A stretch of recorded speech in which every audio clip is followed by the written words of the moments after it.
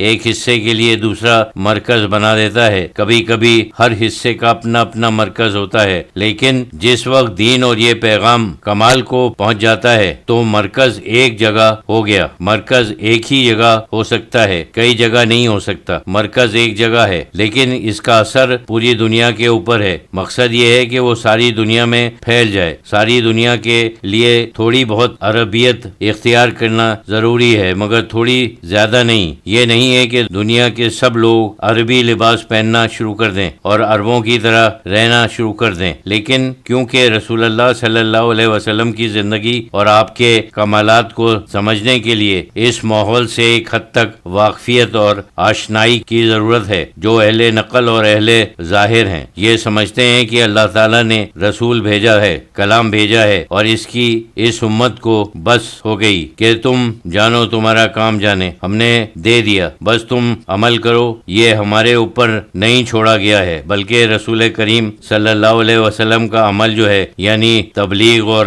تربیت دین وہ ہر زمانے میں ہوتا ہے. اللہ تعالیٰ ایسے لوگ بھیجتا ہے جو اسی چشمہ فیض سے سیراب ہوتے ہیں. یہ نبی نہیں ہوتے ہیں لیکن نبی کے نائب ہوتے ہیں اور ذل نبی کے، یعنی کہ ضرورت یہ ہے کیا اگر کسی کو نبی ہونے کا شوق ہے تو اور بات کرنے کی ضرورت ہے. کیا اصل میں ہر امتی ایک لحاظ سے ذل نبی یعنی نبی کا سایہ ہے؟ جو معلم ہیں وہ اس سے بھی زیادہ ہیں اس نقطہ نظر سے کہ وہ وہی کام کر رہے ہیں، یعنی تعلیم. جو معلم دین ہے وہ رسول اللہ صلی اللہ علیہ وسلم کا نائب ہے. وہ سلسلہ جاری ہے جب تک اللہ تعالیٰ کو یہ منظور ہے کہ دنیا میں اسلام کا دین چلتا رہے تو وہ چیز جاری رہے گی. لوگ آتے رہیں گے ہر زمانے کے لیے جو صحیح اسلام بیان کریں گے. اس وجہ سے کبھی کبھی علماء ظاہر اور صوفیہ کرام میں کچھ تھوڑا سا اختلاف معلوم ہوتا ہے. وہ لوگ اس تسلسل کو نہیں سمجھتے ہیں. وہ سمجھتے ہیں کہ جو کچھ ہوا وہ ختم ہو گیا، کوئی نئی بات آ ہی نہیں سکتی، حالانکہ یہ بات غلط ہے.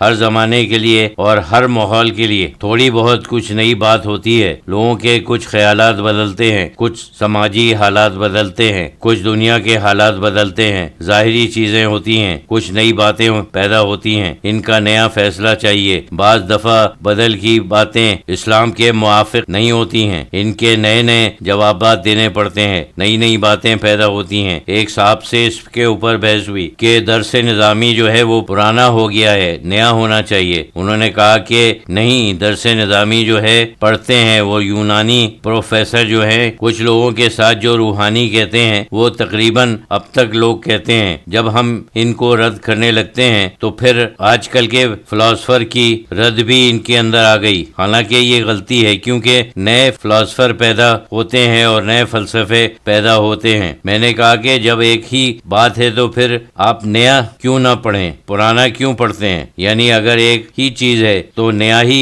پڑھ لیں. اس کے معنی یہ ہیں کہ آج کل لوگوں سے ہم کہیں کہ یونانی زبان میں کسی نے ایسی بات لکھی تھی، اس کا جواب یہ ہے وہ تو ہمارے لیے ایک دور کی بات ہے. الازہر کے فلاں صاحب جرمنی یا فرانس میں پیدا ہوئے یہ کہہ رہے ہیں اور اس کا رد یہ ہے کہ غلط کہہ رہے ہیں. یہ تو آپ کو معلوم نہیں ہے کہ کیا کہہ رہے ہیں، تو پھر آپ جواب بھی صحیح نہیں دیتے. اس زمانے کا ایک رنگ ہوتا ہے، ہر زمانے کی تبلیغ کا بھی ایک رنگ ہے، فیض کا بھی ایک رنگ ہے. یہ تو تسلسل ایک بڑی اہم چیز ہے. حقیقت میں سمجھو کوئی فرق نہیں ہے، بلکہ رسول اکرم صلی اللہ علیہ وسلم کے جو انوار ہیں یعنی انوار عرفان وہ جاری ہیں. یوں سمجھو کہ یہ نل کھولو تو اس طرح سے پانی نکلتا ہے، یہ نل کھولو تو ادھر سے پھر ادھر سے نکلتا ہے، جیسے ایک پائپ ہے اور دور تک اس میں نل لگے ہوئے ہیں. ہے تو وہ ایک ہی چشمہ. یہ نہیں کہ لوگ اپنی نئی انٹرپریٹیشن دیتے ہیں، بلکہ اصل میں وہی آب حیات ہے. یعنی پانی جو